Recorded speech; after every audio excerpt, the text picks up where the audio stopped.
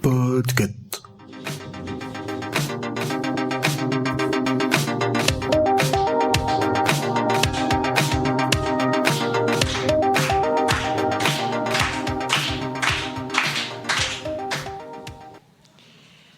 Bonjour à toutes et tous et bienvenue dans un épisode de Watchlist. Pour ceux qui ne connaissent pas encore le concept, sûrement le cas d'une très petite minorité de personnes ici, Watchlist est un podcast de recommandation de contenu dispo sur les plateformes de SVOD, films, séries, documentaires, et ça sort un lundi sur 2. Alors depuis très peu, en fait, on a enregistré un pilote. On a aussi un ciné-club qui va se trouver très très bientôt un nom. Et d'ailleurs, notre copine Pomme a suggéré le Watch Club. Qu'est-ce que vous pensez de ce nom, le Watch Club ? Ouais ? Bon, alors on adopte. Mais alors aujourd'hui, je ne suis pas seule. Et en plus, on est autour d'une vraie table. On n'est pas en visio. Ouais. Donc aujourd'hui, je suis avec Lisa et son chapeau. Bonjour Lisa. Salut. Comment ça va ? Impeccable. Et à côté de toi, nous avons Vincent Babar. Comment on t'appelle aujourd'hui ? N'importe lequel, Vincent, très bien. Bonjour. Et donc aujourd'hui, on a la chance d'être en live et en public à l'occasion du festival Podcast. Et c'est organisé par Bad Geek et plus particulièrement par son équipe du Sud. Donc merci beaucoup pour cette opportunité. On fait des gros applaudissements à Bad Geek.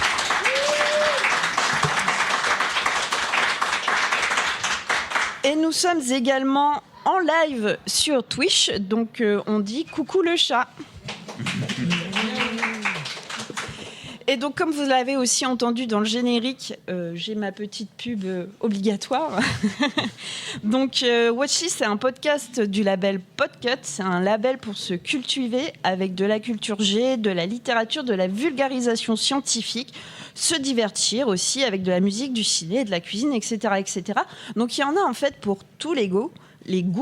Et nous avons également un Patreon et un Discord pour vous offrir un maximum d'interactions. Alors, Lisa, t'hésites pas à compléter si j'oublie quelque chose.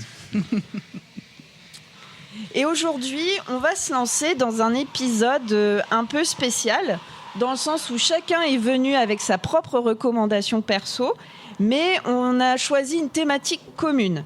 Et on a choisi aujourd'hui de vous parler d'un concept assez, voire très présent dans l'actualité, qui est une sorte de petite musique de fond qui doit nous alerter, mais qui aujourd'hui, pendant à peu près 50 minutes, va nous rendre très productifs.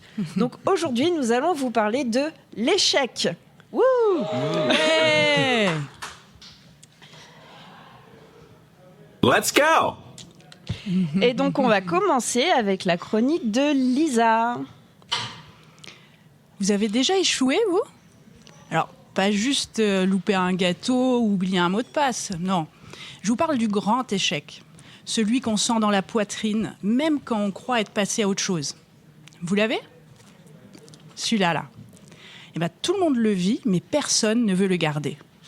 C'est comme le pull de mamie qui gratte. On le retire dès qu'on peut et on fait semblant de ne l'avoir jamais porté. On nous apprend très tôt que l'échec, c'est personnel.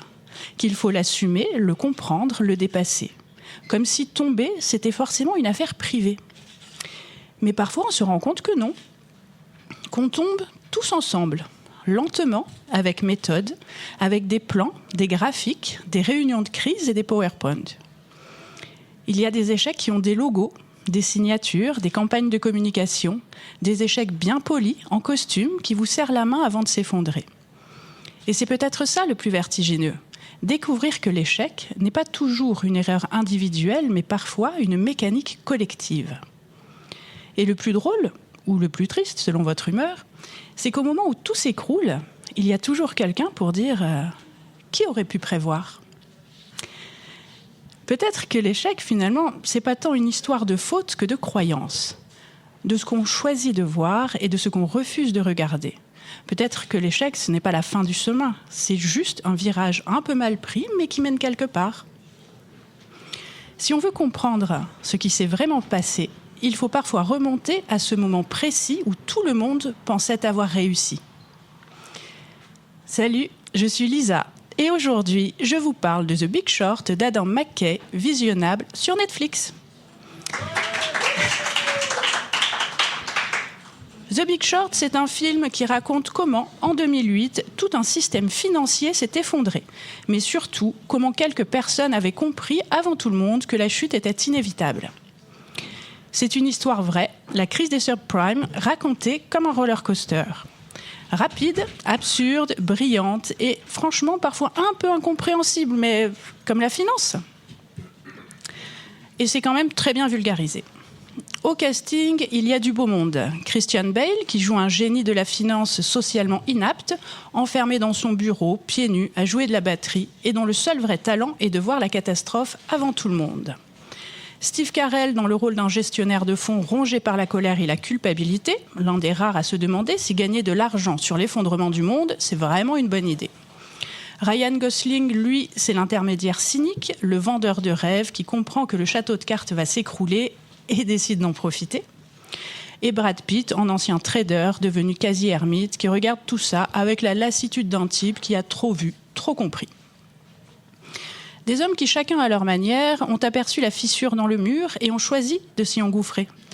Ce film, c'est le récit d'un échec annoncé. Pas un petit échec personnel, non. Un échec monumental, à grande échelle, celui d'un système entier qui croyait pouvoir défier la gravité. Ce qu'Adam McKay montre, c'est à quel point la chute peut être brillante avant d'être brutale. Tout le monde avait l'air de réussir. Les banques, les courtiers, les agences de notation. C'était la fête, la réussite à crédit, la confiance aveugle en un système qu'aucun des participants ne comprenait vraiment. Et puis lentement, avec méthode, avec des plans, des graphiques, des réunions de crise et des PowerPoint, le sol s'est ouvert sous leurs pieds. Mais attention, c'est pas un film sur la crise, c'est un film sur l'illusion de la maîtrise. Sur notre conviction que si tout le monde fait la même erreur, c'est plus une erreur, c'est une norme. Et quand le mur arrive, quand la mécanique s'enraye, il ne reste plus qu'à chercher un coupable ou à dire, avec beaucoup de sincérité, qui aurait pu prévoir ? Et bien eux, justement, ceux du film, et ils l'ont fait aussi dans la vraie vie. Ces quelques types étranges à la lucidité bancale qui ont vu la faille avant tout le monde. Ils sont à la fois héroïques et pathétiques. Ils ont raison, mais à quoi bon dans un monde qui préfère se tromper ? The Big Short, c'est ça, la démonstration que l'échec collectif n'a rien d'accidentel. C'est une construction, un décor monté à plusieurs, repeint chaque jour avec un peu de déni. Et quand il finit par s'effondrer, il ne reste pas que des chiffres ou des bilans. Il reste des vies, des maisons, des illusions. Et tout le long du film, on se dit « Mais c'est dingue, ils savaient !» Ils avaient les données, les signaux, les alertes, et personne n'a écouté. Ça vous dit quelque chose, le GIEC ? Eux aussi nous préviennent depuis des décennies, avec des plans, des graphiques, des réunions de crise et parfois même des PowerPoint. Et la boucle est bouclée. Et pourtant, la même mécanique se répète. Comment ? Comme si savoir ne suffisait pas. Et ce parallèle, Adam McKay l'a bien compris. Dans son film suivant, il quitte la finance pour parler du climat. Mais le message reste le même. Et le film, c'est Don't Look Up sur Netflix également. Alors pourquoi voir The Big Short ? D'abord parce que c'est probablement le seul film qui arrivera à vous faire rire en pleine crise financière. Ce film est drôle, brillant, décalé. Il mélange le sérieux et l'absurde. Tiens, Mario Robbie dans son bain. La leçon d'économie, le stand-up improvisé. Oui, vous allez apprendre ce qu'un CDO synthétique est. Et promis, vous allez même comprendre. Alors voilà, regardez-le. Et venez me raconter sur le Discord de Podcast si vous avez repéré les prochains signes avant-coureurs. On ne sait jamais. The Big Short, c'est bon. Mangez-en.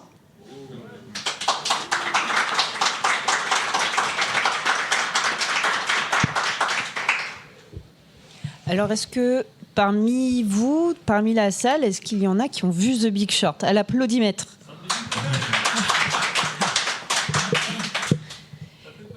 Ça fait peur. C'est un film d'horreur ou c'est une... Moi, je ne l'ai pas vu. C'est vrai ? Ah non, moi, je ne l'ai pas vu. Je suis un peu rebutée par Ryan Gosling en brun, mais... Brad Pitt avec une barbe, mais me spoil pas tout.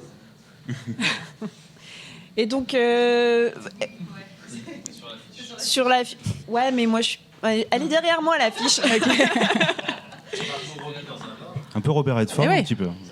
C'est pas le Hulu de Wall Street, ça? Bon, bref. Ok. Et donc, je sais pas, toi, Vincent, tu l'as vu, The Big Short? Oh oui, je l'aime beaucoup ce film. Pareil, c'est un de mes films préférés. Je crois que je l'ai entendu dans la salle, là, quelqu'un aussi. Voilà. Je suis assez halluciné. Alors, tu as tout dit sur le casting qui est incroyable. Tout le monde est pas forcément là où on l'attend dans le Oui. style. Et tout le monde est extrêmement bon. J'ai toujours l'image, sans spoiler quoi que ce soit, la dernière image de Christian Bale. Le simple geste qui résume tout le film, je pense. À la fin, voilà, sans rien raconter, je trouve ça prouve un petit peu le côté un petit peu à la fois surréaliste mais très réaliste, très conscient de ce qu'ils font. Et également, je suis étonné aussi de la carrière de ce réalisateur avec les premières comédies qu'il avait fait qui étaient complètement hallucinantes de débilité, moi que j'aime beaucoup, mais qui sont vraiment pour le public un peu avertis quand même, et qui a sorti ce film-là. Alors pas d'un seul coup, il y avait quand même pas mal de messages dans ses précédents films. Là, je trouve que c'est un peu son... Je crois que je me préfère même à Don't Look Up qui loupe un petit peu le coche, parce que par moments il se veut un petit peu trop loufoque, je trouve. Alors que là, c'est vraiment sérieux du début à la fin. Ouais. Enfin, après voilà, c'est bon. Après, c'est voilà, juste celui que je préfère. Il y a du désaccord dans la salle avec ce que tu Tant viens de mieux. dire. J'ai pas trop aimé Don't Look Up, malheureusement, mais il est pas nul pour autant. Ça m'a pas touché, on va dire, personnellement. Donc, est-ce que vous êtes dans la salle plutôt d'accord avec ce que vous a présenté Lisa, ou vous avez des choses à ajouter un peu sur ce qu'elle a dit? C'était trop bien. Je répète, ce qui se dit, c'est pas... Ok. Ben, on peut passer à la suite, alors? Très bien. Attendez, j'ai une super virgule.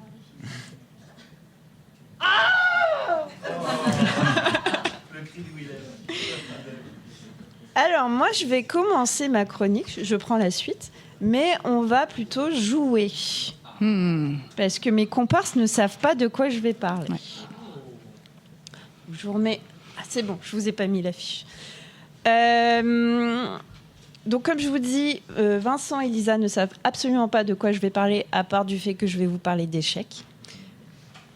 Donc voilà, je vais vous demander aussi de jouer le jeu dans le public et de ne pas utiliser votre téléphone, s'il vous plaît. Ne pas tricher.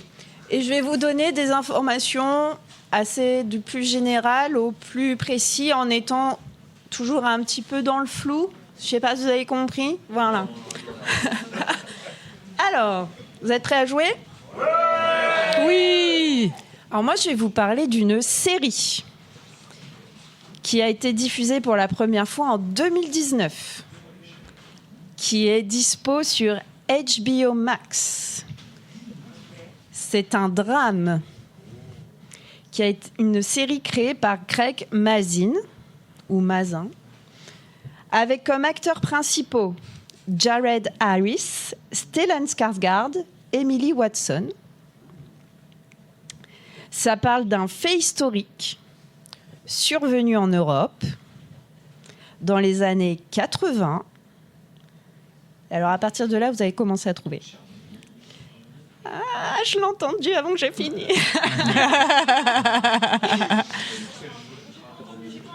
Alors, on continue à jouer là. Ça se passe dans les années 80 et ça parle pas mal d'Union soviétique. C'est un événement qui était soi-disant, a priori imprévisible et qui a encore des conséquences aujourd'hui. C'est un événement qui est lié à un lieu qui a fait et qui fait encore parler de lui. Et c'est à la fois politique et scientifique. Aujourd'hui, on va parler de... Tchernobyl. Alors, dites-le avec beaucoup moins d'enthousiasme, s'il vous plaît. Tchernobyl.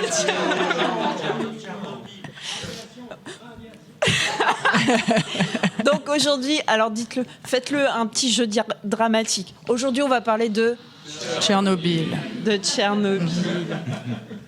Donc Tchernobyl, c'est une mini-série, ce qu'on qualifie de mini-série de 5 épisodes d'à peu près 1 heure, qui ont donc été diffusés pour la première fois en 2019. Rapidement, de quoi ça parle, même si j'imagine que tout le monde ici était plus ou moins né ou a déjà entendu parler de Tchernobyl. Donc ça parle de l'accident de la centrale nucléaire le 26 avril 1986 qui a eu des conséquences immédiates et un peu moins immédiates sur la ville de Pripyat à proximité, je veux dire, de l'URSS, qui maintenant est en Ukraine, parce qu'à l'époque, l'Ukraine n'était pas là. Bref. Et aujourd'hui, est-ce que... bref. Donc, c'est en Europe, voilà, et c'est le début de la fin de la guerre froide, de l'URSS, etc. Donc, globalement, tout un programme. Voilà. Alors... Moi, je vais parler de moi, parce que j'aime beaucoup parler de moi.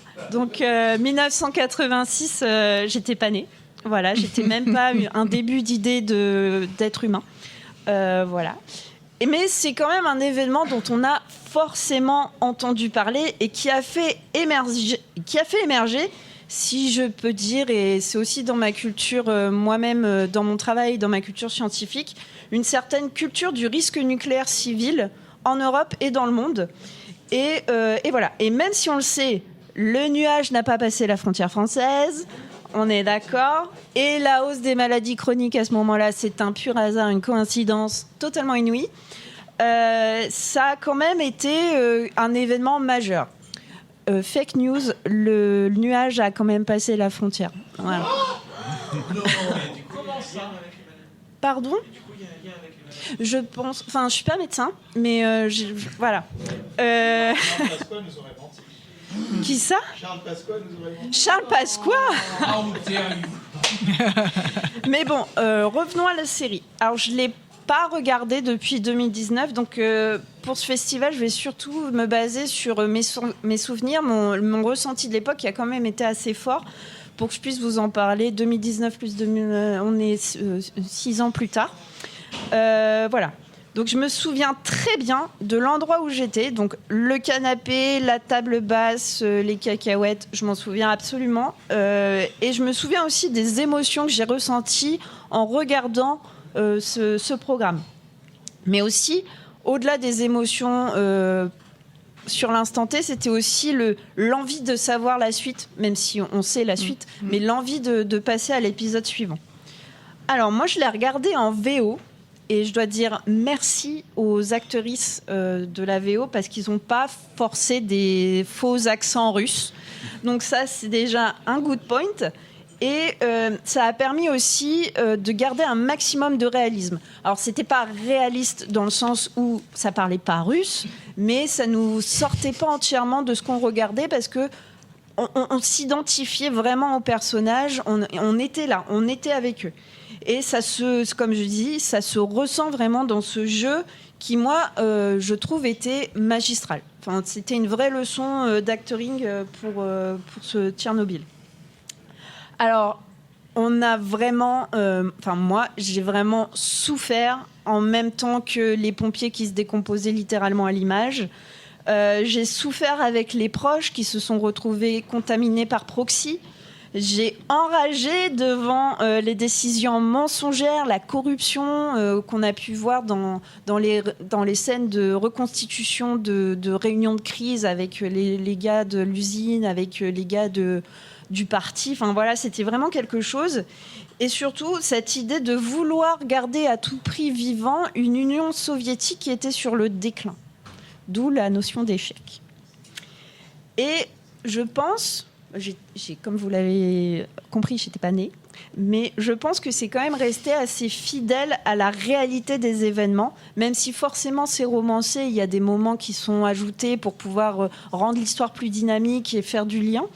Mais j'ai trouvé que c'était réaliste parce qu'on a parlé des accents, on a parlé du jeu magistral, mais ce jeu, justement, il est sobre. J'ai trouvé les actrices et les actrices très sobres. Et l'effort aussi de reconstitution participait à ce réalisme. Les décors sont au maximum des décors naturels. Les costumes, on a vraiment l'impression d'être dans l'époque. Et aussi, et je le répète par mon background, il y a aussi un certain réalisme scientifique. On prend pas les gens pour des idiots. On va parler science, mais on va pas vulgariser comme si on expliquait à un enfant de 5 ans. On va vous prendre pour des adultes, on va vous prendre par la main à un certain moment, mais on va vous parler science sans vous prendre pour un débile. Et ça, j'ai trouvé ça super. Alors, moi, je vais divulgacher, je m'en excuse, je vais spoiler. Petit coucou à Pomme, hein, il faut parler français. Moi, je me souviens de 5 scènes en particulier. Comme je vous parlais tout à l'heure des pompiers qui se décomposaient littéralement, il y a vraiment tout un épisode, je crois que c'est l'épisode 2 ou 3, où on voit la lente et en même temps si rapide déliquescence des corps. Ils fondent littéralement sur son lit d'hôpital. Et c'était assez ouf. Et ça représentait tous ces hommes qui sont allés sur la première ligne dès que la centrale a explosé, inconscients totalement des risques, et ils sont allés, et 2 jours, 3 jours plus tard, il n'y avait plus personne. Et ça m'a vraiment... voilà, c'était le premier choc que j'ai eu dans cette série. Ensuite, il y a... Donc ça, c'est le personnage de Vassili Ignatenko, qui est joué par Adam Negaitis. Après donc, cette scène d'hôpital, il y a la scène de son enterrement. Et c'est focalisé sur sa femme, sa jeune veuve enceinte, qui tient ses chaussures parce qu'on n'a pas pu le rhabiller. Le gars, il était tellement déformé qu'on n'a même pas pu lui mettre ses chaussures. Et on voit cette femme qui est totalement dans le déni, dans son deuil. Et la caméra dézoome comme ça. Et ça comment dire, la caméra va ensuite focaliser sur la tombe et on se rend compte que le cercueil est dans un sarcophage de ciment. Et ça aussi, c'était super fort dans le sens, il y a des risques. Enfin, là, on commence à prendre conscience et ce regard de jeune veuve devant un bloc de béton, ça m'a aussi assez transcendé, enfin pas transcendé, mais ça m'a glacé. Ensuite, il y a la scène des jeunes soldats qui sont envoyés pour tuer tous les animaux errants. Alors ça aussi, c'est un peu délicat. Ils vont aller tuer comme ça, principalement les chats, les chiens, pour éviter la contamination et la propagation des contaminants. Donc ça aussi, c'était dur. Il y a les échanges entre les responsables. Là, on voit les personnes vraiment discuter et on voit la malhonnêteté des responsables. Et ça, c'était aussi assez fort. Et aussi l'acteur qui incarne Gorbatchev et qui doit prendre des décisions. Et ça aussi, c'était assez fort. Donc ça, c'est les scènes vraiment qui m'ont marqué et que 6 ans plus tard, je me dis « Putain, c'était ça !» Et voilà. Donc Tchernobyl, c'est viscéral, c'est beau, c'est horrible, c'est haletant et c'est dégoûtant. Voilà, c'est tout ça, cette série-là. Donc comme je vous disais, pour preuve de réalisme, c'est tourné dans des décors naturels, enfin, même si on ne peut pas dire que des immeubles en béton ce soit naturel, mais c'est des décors qui existent. Donc, notamment, ça a été tourné en Lituanie, à Vilnius, où l'architecture est encore dans un moule soviétique. Et ça, je peux vous en parler parce que je suis allée en Lituanie assez récemment et c'est vraiment des grandes avenues toutes droites en béton. La série... Voilà, on est encore dans le bloc et c'est assez fou parce que on connaît la situation géopolitique en Europe et particulièrement sur ses frontières avec la Russie et je sais que profondément la Lituanie est pas très pour tout ce qui se passe et ils sont un peu en conflit avec la Russie et le fait que ce soit tourné là-bas, ça m'a aussi... je fais ah oui quand même. Et la centrale nucléaire, c'est aussi un décor réaliste. Ça a été tourné dans la centrale de Ignalia, qui est dans la ville de Visaginas, toujours en Lituanie. Et c'est littéralement la centrale jumelle de Tchernobyl. Donc c'est la copie conforme. Donc cette mini-série, c'est aussi une sorte de témoignage pour garder un souvenir vif, pour rester vigilant. Et c'est important de rester vigilant dans nos contextes actuels et de conscientiser aussi tout ce qui se passe. Certaines scènes, bien sûr, de dialogue sont romantisées, c'est romanesque, mais c'est aussi directement inspiré d'un recueil de témoignages de l'écrivaine biélorusse Svetlana Alexievitch, un livre qui s'appelle « La supplication » qui est sorti en 1997. Et voilà, moi, c'est une œuvre qui m'a fortement impactée. C'est une tragédie humaine, c'est une compilation d'échecs. C'est un échec humain, l'échec du responsable de la centrale qui, pour monter en grade, a fait un essai et ça a détruit la vie de millions de personnes. L'échec de la gestion de crise dans sa globalité. Pripyat, pour info, donc c'est la ville où se situe cette usine, cette centrale, a été évacuée seulement 36 heures après l'explosion. C'est l'échec de la pensée scientifique face aux stratégies politiques. Et c'est l'échec qui a précipité la fin de l'Union soviétique. Donc voilà, l'idée de la série est venue à Greg Mazin en 2017 avec une volonté, je cite, d'écrire quelque chose qui dirait « Comment nous luttons actuellement contre la guerre mondiale, contre la vérité ?» Fin de citation. Et ça sonne assez douloureusement aujourd'hui, je vous laisse méditer là-dessus.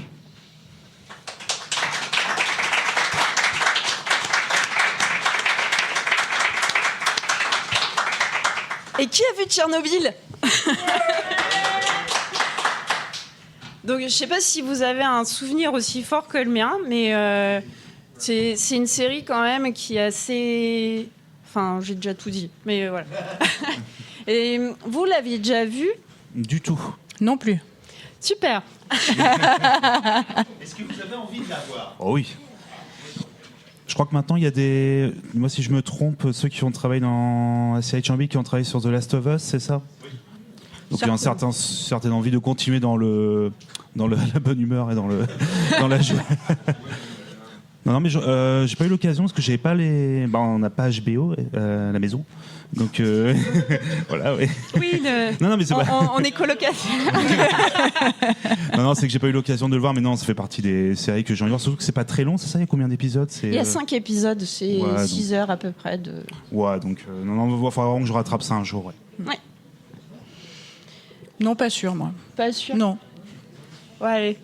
On passe à la suite? Je vous remets le... Yes, alors je vais prendre la suite. Alors j'ai malheureusement pas pu vous parler, alors en prenant la thématique échec, de vous parler malheureusement de La Stratégie de l'échec, qui est peut-être un des films les plus débiles et moyen métrage des débuts 2000, fin 90. Mais comme c'est pas en SVOD, mais bon, je pense que ça se trouve Ça sur compte YouTube pas. un petit peu. Voilà. Ça compte pas, du coup. Malheureusement, non. Mais je vais quand même vous parler d'une mini-série sur Netflix qui s'appelle Losers, comme on peut le voir en direct ici. Je vous fais une petite intro, voilà, pour vous donner un petit peu une idée. Souvenez-vous, l'an 2000, les JO de Sydney, l'épreuve du 100 mètres nage libre, séance des premières qualifications. Suite à un ensemble de faux départs, un nageur se retrouve seul à participer. Il s'appelle Derek Moussambani, participant sous le drapeau de la Guinée équatoriale. Peut-être que ça parle à des gens déjà ici. Voilà. Voilà, c'est un peu ça. Ah, c'est vrai, tiens, bon exemple, j'en reparlerai un petit peu après. On parlera de Star Rocket un petit peu, voilà, on en reparlera après. Il n'est pas le meilleur de sa catégorie, mais qu'importe, il se lance. C'est sous les encouragements et les applaudissements du public, au contraire des moqueries des présentateurs et commentateurs français, qu'il termine péniblement en quasiment 2 minutes les 100 mètres. Alors il faut savoir que malheureusement, il n'avait pas forcément accès à un entraînement comme les autres athlètes. Et en plus, la Guinée c'est les fameux pays qu'on peut accueillir comme ça au JO de façon gracieuse pour pouvoir participer dans les pays en développement en 2000. Alors pour information, alors là il l'a fait en 2 minutes à peu près, c'est moins de 50 secondes le record du monde. Alors il n'est bien évidemment pas assez rapide pour être qualifié, mais il a dans un sens gagné. On se souvient encore de lui aujourd'hui. Les gagnants, c'est ennuyeux en fait. Pensez à Schumacher à son époque, à son pinacle, enchaînant les records et autres titres mondiaux en Formule 1, pendant que nous, patiemment, comme ça, on bâillait devant la télé. Alors que l'échec, les éternels seconds, les losers, comme on dit, sont beaucoup plus passionnants. Alors c'est l'idée principale de cette... C'est l'idée principale de cette mini-série, Losers, revenir sur le destin de sportives et sportifs qui ont, d'une certaine façon, gagné en étant à un moment de leur vie les perdants dans leur sport. Alors ça se trouve sur Netflix, il y a 8 épisodes, ça dure environ 30 minutes chaque épisode, c'est sorti en 2019, ça fait partie des fameuses sagas Netflix Originals, donc les productions Netflix, et c'est produit et dirigé par Mickey Duzier, pardon, je suis désolé pour la prononciation. Alors c'est quelqu'un qu'on connaît principalement pour des documentaires un peu sur les mêmes thématiques et qui depuis n'a pas forcément fait beaucoup d'autres choses, si ce n'est je crois un autre documentaire sur le sport également. Alors Losers, de quoi ça parle? Est-ce que déjà ça parle à des gens dans la salle? Ah oui, donc je suis assez content du coup. Alors c'est une super mini-série. Ça revient, chaque épisode revient en fait sur, comme je disais, des sportives ou sportifs dans leur catégorie qui un jour, par l'échec, ont appris quelque chose, ont même parfois fondamentalement changé le sport en question. Je vais vous prendre l'exemple peut-être le plus connu pour nous d'un des épisodes. Ils reviennent sur la carrière de Sonia Bonali, du coup la patineuse artistique. Sonia ou Surya? Surya, pardon, excusez-moi, Surya Bonani, c'est moi qui ai mal lu. Donc à l'époque, qui était une patineuse artistique dans les années 90-2000, qui était une excellente patineuse, qui était une des meilleures de sa compétition, mais qui a du coup été confrontée au racisme et également à un dénigrement de ses performances sportives. On l'a considérée comme trop sportive et pas assez gracieuse, pas assez artistique. Donc en fait, il y a tout un épisode comme ça, on revient sur sa carrière, même elle participe à cet épisode. Alors c'est très drôle, maintenant elle habite aux États-Unis, donc de l'avoir parlé en anglais, alors qu'on sait avec un petit accent français, c'est toujours assez rigolo. Et du coup, elle va parler un petit peu de comment dans sa carrière c'était déjà compliqué pour elle. Elle était la seule personne racisée à faire du patinage artistique à l'époque, mais surtout quand elle était vraiment meilleure que toutes les autres, également de pas être reconnue à son juste niveau parce que non, tu comprends, tu es trop carré par tes muscles, tu n'es pas assez gracieuse ou autre, alors que bon, elle était vraiment meilleure que quasiment tout le monde. Et donc il y a ce fameux salto arrière, peut-être que vous avez connu à l'époque, qu'elle faisait en compétition alors que c'était interdit. Voilà, ça fait pas. Voilà, tripleuse, avait des. De toute façon, elle était l'une des meilleures, tout simplement. Et ce fameux salto arrière qui était considéré comme trop dangereux, mais également, on n'était pas assez gracieux aussi. Et du coup, il y a tout un historique sur ce geste-là, et également comment en faisant ce salto comme ça, au pied à la barbe, pardon, comment on dit l'expression ? Au nez à la barbe, pardon, excusez-moi. Du coup, des juges pour leur montrer non, mais même si vous aimez pas, même si j'aurais une sale note, je le ferai quand même. C'est un peu ma décision. Et donc voilà, montrer qu'en faisant ça, elle du coup va forcément devenir un peu blacklistée, ouais, c'est ça, de la rebelle du patinage, et va du coup passer en professionnel et faire que des galas et complètement s'émanciper. En fait, elle va trouver la reconnaissance dans les galas, dans le fait de faire des spectacles plutôt que dans les compétitions, ce qui fait qu'elle a peut-être perdu dans les compétitions sportives, mais elle a gagné en fait dans sa vie. Donc ça revient un petit peu sur des destins comme ça. Alors il y a de tout. Il y a des choses un peu plus tragiques aussi. Je pense à une compétitrice. Alors je vais essayer de pas trop vous les raconter en entier pour vous laisser quand même un peu la surprise. Moi je connaissais quasiment pas ces histoires. Une compétitrice a une course de traîneau à chien qui va avoir un accident pendant cette course et ça va complètement basculer dans l'horreur. Un peu la même chose avec un marathonien qui va participer au marathon des sables et qui va se faire un petit man versus wild un peu improvisé. Sans le vouloir, a tenté de survivre littéralement. Mais il y a des choses beaucoup plus drôles, comme une équipe de foot anglaise qui est extrêmement mauvaise. D'ailleurs, ça devient un petit peu leur marque de fabrique. Les gens viennent les voir parce qu'ils sont mauvais, mais ils doivent à tout prix gagner un match pour pouvoir rester là où ils sont, pouvoir continuer à avoir des subventions, etc. Donc, ils vont tout faire pour gagner. Et en fait, il y a même l'aide indirecte d'un chien et également de la police pour pouvoir gagner ce match. C'est à mourir de rire. C'est un épisode qui est extrêmement drôle. Il y a également un basketteur, qui était en fait pour son problème de tempérament, était pas assez reconnu, pareil. Dans les matchs, était un très bon basketteur, mais qui se faisait tout le temps, qui se frappait avec tout le monde en fait. Donc pareil, il va trouver une autre façon de vivre du basket. Voilà, il y a un golfeur pareil qui craque complètement sur l'un des parcours. Pareil, c'est assez triste, mais en même temps un peu plus fun, on va dire, que les autres histoires. Donc tout ça, c'est présenté sur des formats assez courts, entre 27 et 35 minutes, je crois, de mémoire. Il y avait des petites animations entre deux. Il y a à la fois les interviews, l'historique, les images d'archives, puis des petites animations en 3D qui sont assez jolies. Preuve de production de Netflix, parce que c'est exactement le même générique que dans toutes les productions de Netflix. Mais ça, je crois qu'ils ont le template After Effects qui est obligatoire. Mais c'est très cool. Franchement, ça se regarde tout seul. Chaque épisode peut être pris de façon totalement indépendante. C'est vraiment une mini-série. Malheureusement, comme le veut le titre et comme c'est des losers, il n'y a pas de saison 2. Parce que sinon ça aurait été un petit peu malheureusement contre le titre et la pratique. Mais moi je vous conseille au moins de regarder ça, même si ce n'est qu'un ou deux épisodes. Moi franchement, si vous avez l'occasion, déjà celui de Surya Bonali, c'était déjà assez incroyable. Moi je connaissais pas toute l'histoire pour être honnête, et ça nous remet un petit peu face à notre contexte où on a pu grandir avec les commentaires, je vous jure. Comment il s'appelle, j'ai oublié, le commentateur français Candeloro, merci. Candeloro, où c'est un enfer de réécouter ça encore maintenant. Je peux vous dire que pour d'autres raisons, c'est aussi un enfer d'écouter les commentateurs du patinage artistique sur Sonia Bonali. Je trouve que pour les autres épisodes aussi, sur le foot, c'est incroyable. Il y en a un autre aussi, il y a un champion de boxe, c'est extrêmement touchant, cette histoire. Et un épisode où ils arrivent à rendre passionnant le curling. Ça, c'est quand même pas donné à tout le monde. C'est passionnant. C'est pas... Ouais. Ah ouais, mais à un niveau absolument pareil, où là c'est sans trop spoiler, c'est pareil, c'est un peu comme Schumacher en fait, c'est des gens qui sont trop forts et du coup on essaie un petit peu de trouver un moyen de les empêcher d'être trop forts et c'est assez improbable, mais c'est assez rigolo. Donc Losers sur Netflix, donc pour le prix d'un abonnement que je ne connais pas de tête, mais vous pouvez regardez cette mini-série directement sur les internets, c'est un peu ça le futur, j'allais dire du Web 3, mais non, voilà, tout ça, voilà. Mais voilà, Loser, n'hésitez pas, c'est très cool. Losers. Loser. Ouais.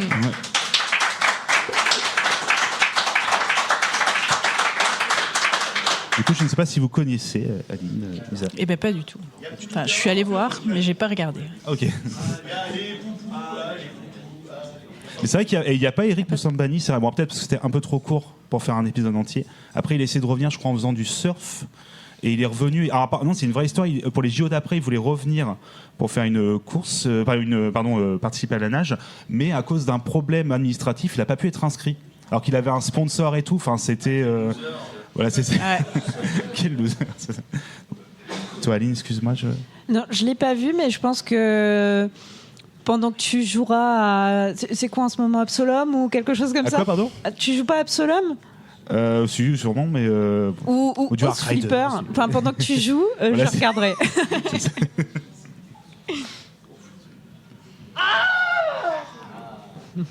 J'adore.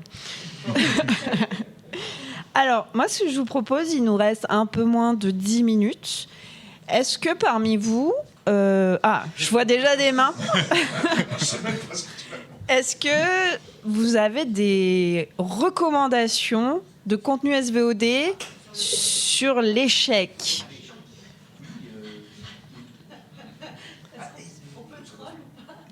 Alors, on peut prendre la peut thématique troll comme on veut, il n'y a pas de souci. Ouais. Moi, je suis resté Dany. très sur la thématique, hein, loser. Ouais. Losers.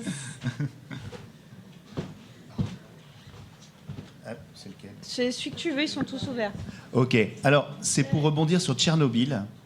Je vous recommande un truc assez étrange. Donc là, on n'est pas en Ukraine.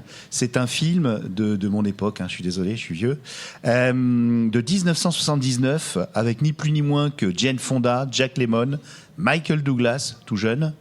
C'est un film qui s'appelle Le Syndrome chinois et qui traite de l'histoire fictionnelle, complètement fictionnelle, d'une reportrice, je sais pas, une journaliste, qui va visiter une centrale nucléaire aux États-Unis.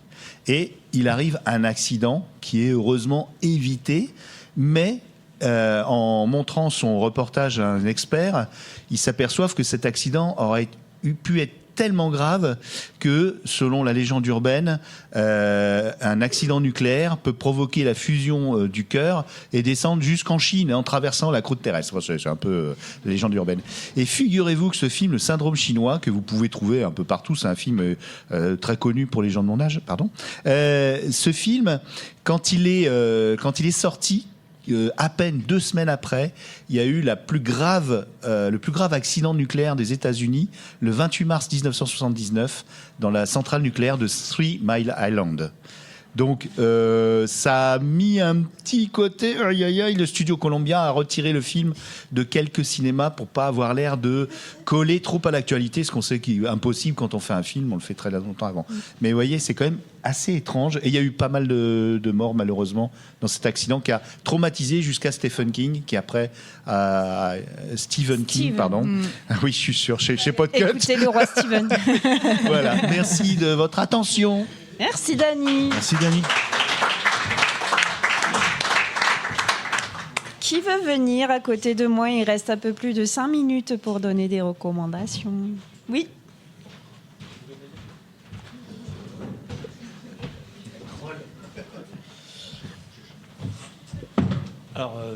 Alors, ce sera 2 recommandations assez rapides. Il y en a une qui, en fait, rebondit sur la dernière qui a été faite, puisqu'on a parlé de Three Mile Island.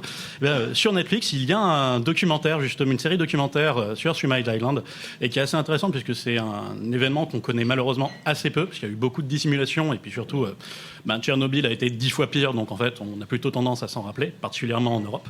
Mais donc voilà, il y a un documentaire qui s'appelle Three Mile Island sur Netflix, et qui est plutôt cool. Et sinon, aussi donc une autre réaction, on peut dire, sur Losers. Quand tu as commencé à parler des sports, des échecs en sport, tout le monde a commencé à crier à Star Rocket. Oui, c'est vrai. qui du coup, qui normalement, enfin, vu que c'est un film Disney, il doit être disponible sur Disney+, effectivement.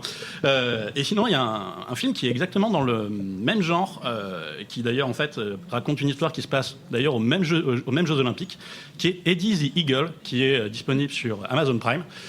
Et qui donc raconte l'histoire, au final, une histoire très similaire à Star Rocket, sauf que là, du coup, c'est un Anglais binoclard qui n'a vraiment aucune force, quelle qu'elle soit, mais son rêve, c'est d'aller au JO. Et au bout d'un moment, il se rend compte, tiens, il n'y a pas d'équipe de saut en longueur à ski pour le Royaume-Uni. Et donc, du coup, il se dit, tiens, je vais faire mon truc, je vais y aller. Il se fait former par un ancien champion devenu loser. Les histoires sont très, très, très similaires. Mais pareil, c'est aussi la vraie histoire. Et le truc, c'est que ça s'est également passé donc, aux Jeux Olympiques de Calgary en 1982, je crois. Voilà. Merci. Alors, je vois que les accidents nucléaires et le sport inspirent un peu plus que la crise des subprimes. Est-ce que quelqu'un d'autre a une autre reco ? Il nous reste un petit 5 minutes à peu près, donc on peut prendre 2 recos. Coco. Oh oui, Allez, vas-y. Est-ce que ça va parler d'échecs ? Bah oui, évidemment. Non, mais en vrai, si jamais je commence à parler de film, j'en ai pour 1000 ans. Mais sur le mot échec, moi je voulais parler du jeu de la dame. Voilà, merci. Voilà.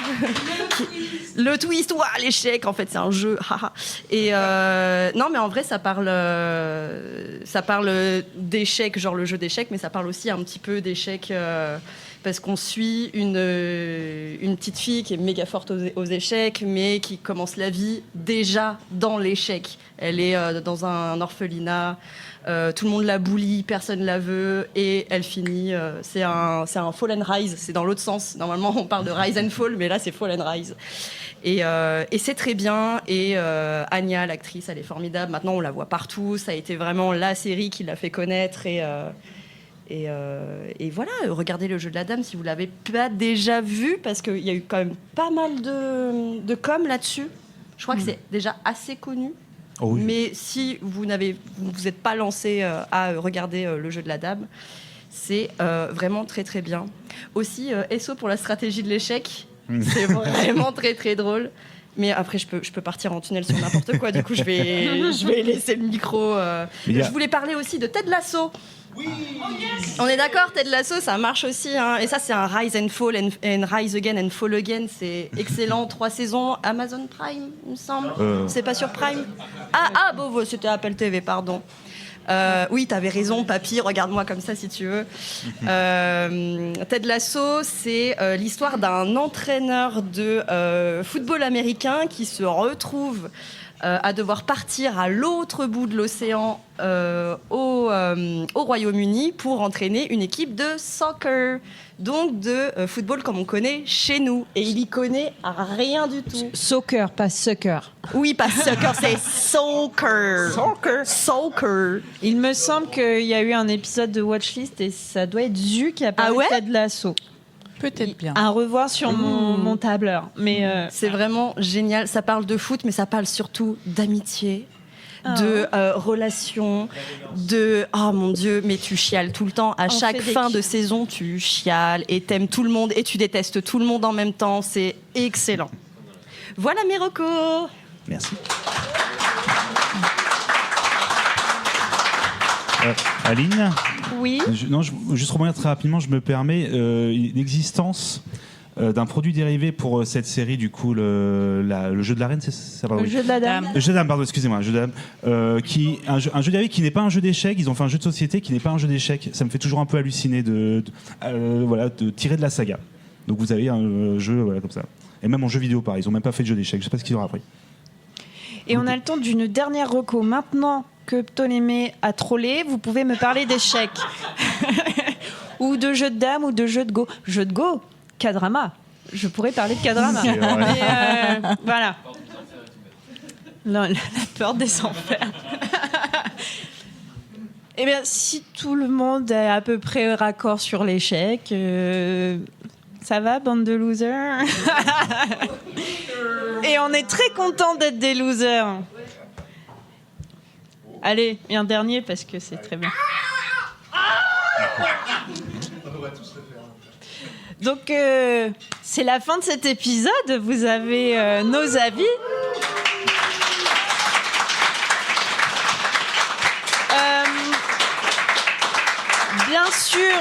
Bien sûr, nous remercions très chaleureusement pour cette programmation l'association Bad Geek. Bon, j'enlève mon tour de cou orga. Ah, pas Bad Geek là. Moi là, je suis podcast. Mais on remercie Bad Geek, on remercie l'équipe du Sud, on remercie Loli, Pépé, Randall, Sandy. On remercie David, on remercie Azertov, on remercie Hoggins et les ateliers de nous accueillir. Gros shout-out.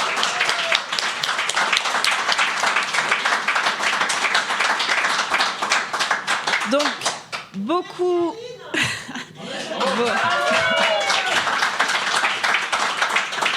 On fait des gros bisous, des gros hugs virtuels avec consentement. On fait des cœurs avec les doigts. On fait des bisous aux chats. J'ai vu qu'il y avait des potes que tiens, donc voilà. Ouais. Cobal, oui, bientôt on va aller à table, ne t'en fais pas. Alors je vous redis, Watchlist c'est un lundi sur 2 et c'est des recommandations de contenu sur les plateformes de SVOD. C'est ouvert à tous, c'est un podcast participatif. Si vous-même vous souhaitez faire une pastille, vous me contactez sur Discord, sur Insta, machin, et on se goupille ça pour que vous puissiez vous-même proposer une reco. Donc hop, vous n'hésitez pas, il y a plein de trucs sympas à regarder sur Netflix, McCanal, HBO, Apple, Disney+, et consorts. Et il y a d'autres plateformes qui sont pas forcément très connues et qui valent la peine d'être vues. Moi, par exemple, pour les K-dramas, je regarde sur Viki, par exemple. Donc voilà, n'hésitez pas à venir vous-même faire votre épisode de Watchlist. Et bien sûr, Watchlist, c'est un podcast du label Podcut. Hey. Watchlist est un podcast du label Podcut. Retrouvez-nous un lundi sur 2 pour un nouvel épisode. Vous pouvez venir discuter avec nous sur Instagram ou sur le Discord du label. Pour nous soutenir, mettez-nous 5 étoiles, parlez de nous autour de vous et partagez nos épisodes. Nous avons également un Patreon. Et si vous voulez à votre tour faire une reco, envoyez-nous un message, n'hésitez surtout pas. Tous les liens sont dans la description de l'épisode. Merci à tous et bonne semaine.